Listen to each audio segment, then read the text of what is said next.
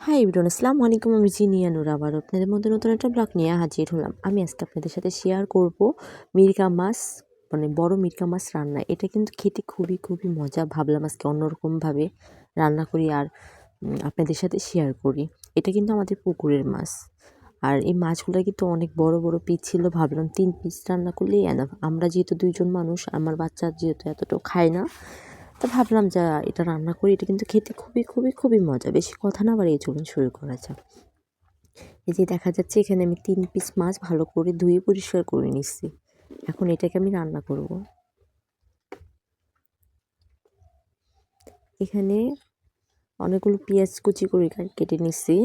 যেহেতু এটা আমি ভুনা ভুনা করবো, তার জন্য পেঁয়াজ বেশি লাগবে। এখন পেঁয়াজগুলো একটু তেল দিয়ে কড়াইয়ের মধ্যে এখন পেঁয়াজগুলো দিয়ে নিচ্ছি। যদি আপনার কাছে তেলটা একটু কম মনে হয় তাহলে একটু বেশি দিয়ে নেবেন।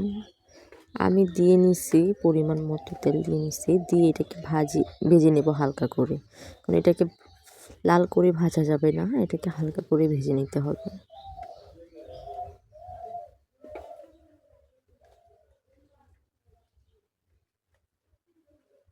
এই যে এখানে আমি আদা রসুন বাটা দিয়ে নিচ্ছি। আসলে কি এটা দেওয়ার কারণে মাছের স্বাদটা কিন্তু অনেকটা বেশি হয়েছে। এখন মানে অল্প অল্প করে একটু আদা রসুন বাটা দিয়ে নিচ্ছি।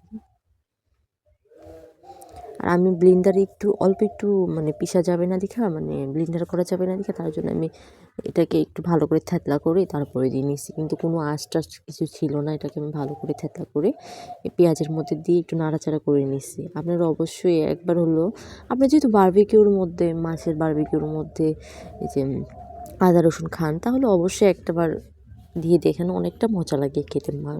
মাছের স্বাদটাই অন্যরকম লাগে। মনে করবেন না যা কি ইসি আদা রসুন ইয়ে করছে। তারপর আমি এক এক করে সবগুলো মশলা অ্যাড করে দিচ্ছি। এখানে আমি প্রথমে আমি হলুদের গুঁড়া, তারপর মরিচের গুঁড়া, তারপর পরিমাণ মতো লবণ, তারপরে তারপর জিরার গুঁড়া আর অল্প একটু মরিচ বাটা দিয়ে নিচ্ছি। দিয়ে এটাকে নাড়াচাড়া করে নিচ্ছি।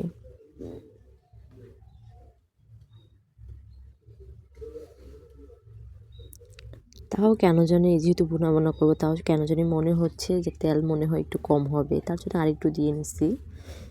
দিয়ে এটাকে নাড়াচাড়া করে মশলাটাকে একটু পানি দিয়ে কষায় নেব।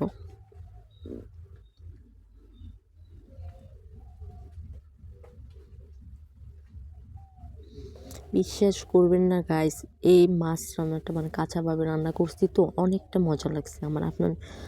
আমার হাজব্যান্ড খুবই খুবই খুবই পছন্দ করছে এই মাছ রান্নাটা। যে ভাবলাম আমি এর আগেও রান্না করছি কিন্তু আপনাদের সাথে শেয়ার করি নেই।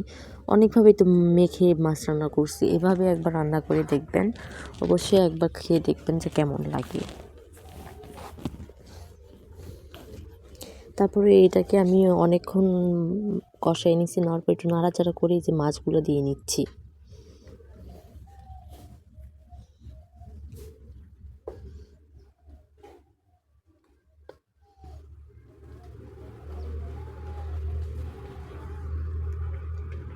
এখন এইভাবেই কিছুক্ষণ ঢাকনা দিয়ে ঢেকে রান্না করে নেব, যেন নিচে পুড়ে না যায়। তাই কিছুক্ষণ পরে তুলে এটাকে উল্টে দেব। উল্টে দেব একটু হাতে ভালোভাবে উল্টে দিবেন যেন ভেঙে না যায়, একটু সাবধানে উল্টাবেন।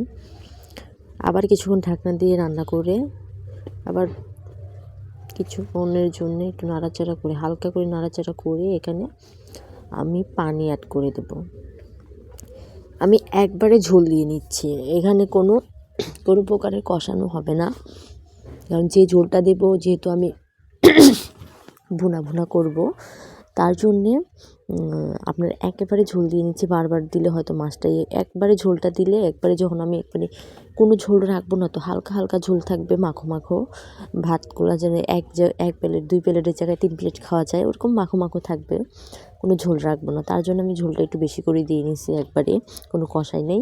এখানে দেখেন অনেকটা হয়ে গেছে, হয়ে যায়নি মানে যখন পানি দেওয়ার পর অনেকটা বলক শুকিয়ে যায় পানিটা, তখন আপনি হালকা একটু জিরার গুঁড়া আর যদি পারলে ধনিয়া পাতা দিয়ে নিতে পারেন। আমিও একটু ইয়ে করিয়ে অল্প একটু ধনিয়া পাতা আর জিরার গুঁড়ো দিয়ে নিচ্ছি। এখন এটাকে ঢাকনা দিয়ে ঢেকে দেবো কিছুক্ষণের জন্যে।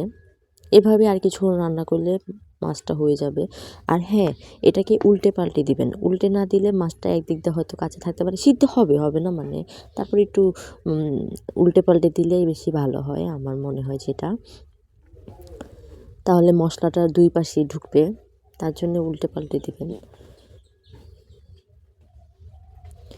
এখন এটাকে আমি ভালো করে ইয়ে করে আবার কিছুক্ষণের জন্য ঢাকনা দিয়ে ঢেকে রান্না করে নেব। এই দেখেন কতটা সুন্দর দেখা যাচ্ছে, এখনও প্রায় চুলায় জাল ধরতেছে। এটা মানে খেতে কতটা মজা হবে আপনারা বলুন তো। এটা কিন্তু বাস্তবে অনেকটা সুন্দর দেখা যাচ্ছে, হয়তো আমি ভালোভাবে এডিট করতে পারি না।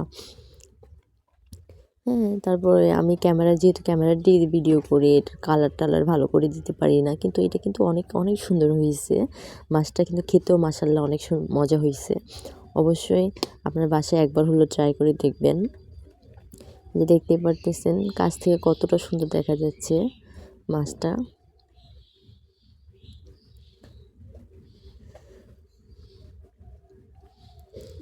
এভাবে আর কিছু রান্না করে আমি নামিয়ে নিব। ফাইনালি আমাদের মাছটা হয়ে গেছে, এখনও বুদবুদানি উঠতেছে, তারপরও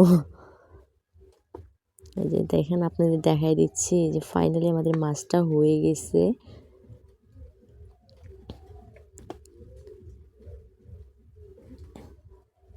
এই যে মাছটা কিন্তু দেখতে মাশাআল্লাহ অনেক সুন্দর হয়েছে, আর খেতেও খুবই মজা হয়েছে। এভাবে একবার হলো বাসায় ট্রাই করবেন।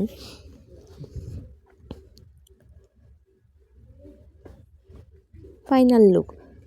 এই সবাই ভালো থাকবেন, সুস্থ থাকবেন। যদি আমার ভিডিওটা ভালো লাগে অবশ্যই আমার চ্যানেলটাকে সাবস্ক্রাইব করবেন। আমাকে সাপোর্ট করলে অবশ্যই আপনারা সাপোর্ট পাবেন। এই যে দেখতে পারতেছেন মাছের ভুনাটা কত সুন্দর হয়েছে, এটা আমি এখন খাওয়ার জন্য রেডি করব। আমার হাজব্যান্ড খেয়ে তো অনেকটা প্রশংসা করছে। অবশ্যই বাসায় একবার ট্রাই করবেন। আল্লাহ হাফেজ।